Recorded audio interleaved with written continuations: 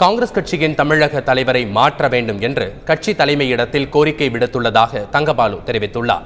டெல்லியில் காங்கிரஸ் தலைவர் சோனியா காந்தியை ப. சிதம்பரம், KV தங்கபாலு உள்ளிட்ட தமிழக காங்கிரஸ் மூத்த தலைவர்கள் சந்தித்தனர்.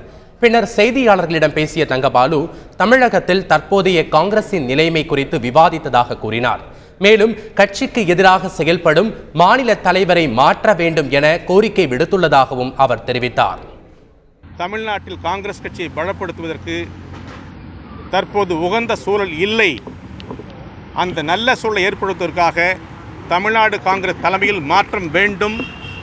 அதற்கு ஒரு தகுதியான, ஒழுக்கமான, நம்பிக்கையான காங்கிரஸ் கட்சியின் தலைமை மீது விசுவாசம் கொண்ட காங்கிரஸ் தொண்டர்களை அரவணைக்கிற ஒரு தலைவர் வேண்டும் என்ற முக்கியமான கோரிக்கையையும் இன்றைக்கு அன்னை சோனியா காந்தியிடத்தில் வைத்திருக்கிறோம். கைது செய்யப்பட்டுள்ள பாடகர் கோவன் காங்கிரஸ் தலைவர்களை இழிவுபடுத்தியுள்ளதையும் மறந்து அவருக்கு ஆதரவாக மாநில தலைவர் EVKS இளங்கோவன் செயல்படுவதாக தங்கபாலு குற்றம் சாட்டினார்.